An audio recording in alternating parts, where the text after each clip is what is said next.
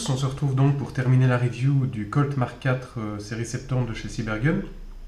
Donc pour avoir les détails sur mon point de vue sur le modèle, je vous encourage à aller regarder mes vidéos précédentes où je décris les qualités et les défauts de l'objet en termes d'esthétique de base.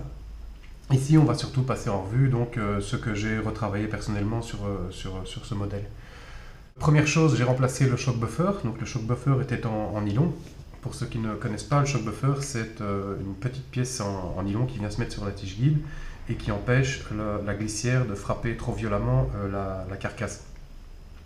Donc le shock buffer d'origine était en nylon, je l'ai remplacé par un shock buffer en caoutchouc un peu plus épais. Ensuite, j'ai dû polir les sécurités parce que les sécurités avaient un petit défaut. Donc la sécurité de pouce ambidextre, elle avait un marquage avec une petite flèche qui ne ressemblait absolument à rien, donc j'ai préféré le polir miroir, parce que je trouvais qu'il contrastait plutôt bien avec la peinture de base qui est, comme je le répète, métallisée. Une fois de plus, je vais essayer de le montrer en vidéo, mais c'est vraiment pas évident, c'est assez fin à voir.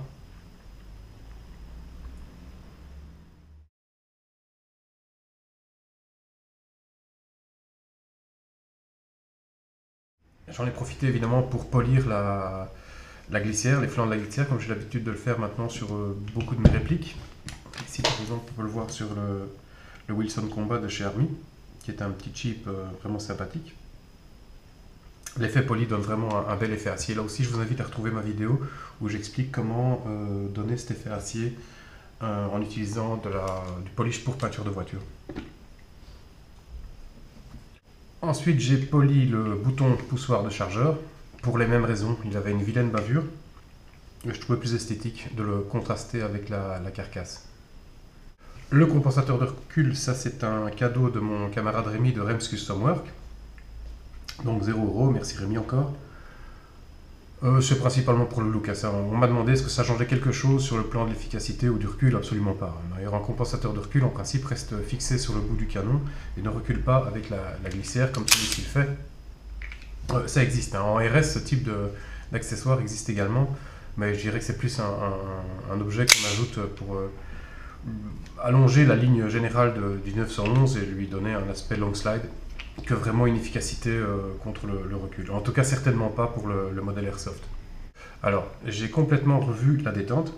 Comme je vous l'ai expliqué dans une de mes vidéos précédentes, la détente était beaucoup trop lourde. Donc je suis passé à 900 grammes. Et en plus, je lui ai rajouté une vis de réglage. Donc la vis de réglage se trouve à l'intérieur. On y accède par un petit trou qui se trouve ici. Et donc grâce à cette vis et grâce à mon réglage sur le ressort 3 lames, donc le ressort 3 lames c'est un ressort qui se trouve à l'arrière, j'ai pu réduire le poids de la détente, qui était vraiment trop élevé. Donc là on est aux environs de 900 grammes, ce qui moi me convient absolument. Et j'ai également réduit la course, donc la course de la détente, elle se règle via la petite vis qui est ici. Voilà, elle est beaucoup plus courte qu'avant, avant il fallait appuyer beaucoup plus. Ici on est surpris, et le départ est bien plus léger. Et encore une hésitation, il accroche. Je n'ai pas bien appuyé sur la pédale de sûreté, qui n'est d'ailleurs pas une pédale, comme je le répète à chaque fois. En anglais, on appelle ça le grip safety. Et une pédale, c'est quelque chose qu'on actionne avec le pied. Donc ceci n'est pas une pédale, donc on devrait l'appeler la sûreté de grip, ou la sûreté de poignet. Ensuite, j'ai ajouré la glissière. Donc on lui donnait un look un petit peu plus compète qui pète. Donc j'ai découpé la partie supérieure de la glissière. Et également la partie inférieure de manière à lui donner un look allégé, custom compétition. Donc je fais ça à la fraise tout simplement. À la fraise et à la Dremel. Je viens pratiquer un trou ici, un trou là-bas et puis je travaille de manière longitudinale pour enlever de la matière. Ensuite rebronzage de l'interne qui réagit relativement bien. Donc ça à nouveau c'est plus une question de look qu'une question de fonctionnalité. On pourrait dire que ça allège l'ensemble, oui, mais en même temps j'ai pas gagné un poids énorme sur un modèle en aluminium. Le guidon. Oui, je me suis un petit peu amusé sur le guidon. Donc là, j'ai rajouté une fibre optique. Donc il a fallu ajourer légèrement le guidon de nouveau à la Dremel et à la lime. J'en discutais avec Rémi également, donc de Rems Custom Work. Et apparemment, il serait conseillé d'utiliser une fibre un petit peu plus épaisse. Et en principe, même rouge, ce serait peut-être mieux. Donc je vais sans doute élargir le trou et lui passer une fibre plus épaisse. afin de tester l'efficacité du rouge par rapport au vert et voir si la taille a vraiment un gros impact. Donc l'idée c'était de faire un custom à moindre frais. Donc dans ce cas-ci, c'était pas d'acheter des plaquettes de bois, comme on peut le voir sur un Wilson ici. Donc ça, ce sont des vraies plaquettes Wilson qui coûtent un pont, donc avec un petit insert en bronze.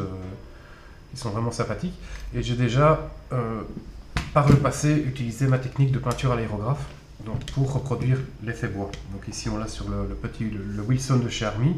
Ici, je voulais faire quelque chose d'un petit peu plus rougeâtre, donc il se rapproche un petit peu de ce que j'ai ici sur un Western Arms.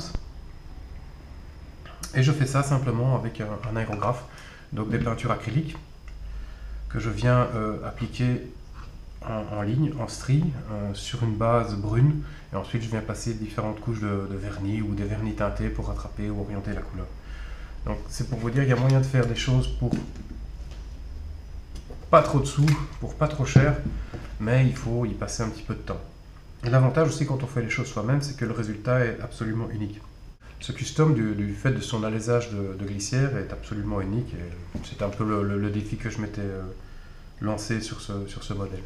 Donc j'ai adoré ça d'ailleurs, je pense que je vais pratiquer ce principe d'alésage de glissière sur, pas d'alésage, de fraisage de glissière sur cette espèce de monstre ici. Donc à la base c'est un Akapa de chez Marui.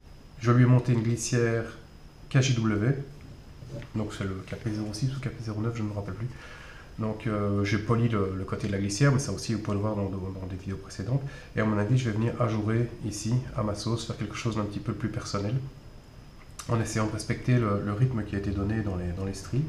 Enfin, c'est vraiment le travail du code Marca de chez Cybergun qui m'a donné envie. D'abord, j'ai vu que c'était possible, que ce n'était pas si difficile. Il faut travailler proprement, il ne faut pas trop trembler évidemment. On récupère les bêtises à la lime, mais sinon ça se passe bien, la peinture n'a pas été abîmée. Donc ici je vais être un petit peu plus libre, un petit peu plus de dimension aussi pour m'amuser. On va bien voir ce que ça va donner. Bon, comme d'habitude, il faut être patient avec moi. Vous savez que j'ai pas énormément de temps pour tourner les vidéos. Je vais essayer d'être plus régulier, ça c'est une garantie.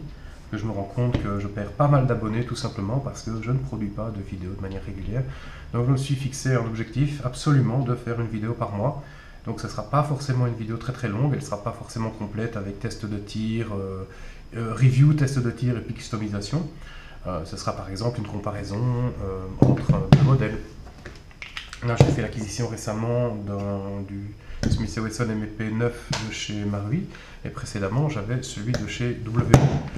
Mon ami Rémi a monté là-dessus un kit Silent Arms, absolument une véritable tuerie. Il a fait un stippling sur le grip qui est d'enfer, donc j'ai envie de m'inspirer de ce qu'il a fait ici. Et d'en faire une comparaison en même temps entre le modèle Marui et le modèle WO. Donc ça c'est le genre d'idée, le genre de petit test que je pourrais faire rapidement. Donc un petit test de tir en intérieur parce qu'on arrive en hiver aussi, donc l'hiver c'est pas évident pour les tests en extérieur parce que le gaz réagit très mal et puis il fait dégueulasse, il y a un vent pas possible dans mon coin. Donc je vais faire des tests qui seront limités à 10 mètres parce que c'est ce dont je dispose ici, et en même temps on essaiera de faire des tests de précision vraiment plus poussés. Donc voilà pour les idées. Pour bientôt, il y aura une review de Colt Python.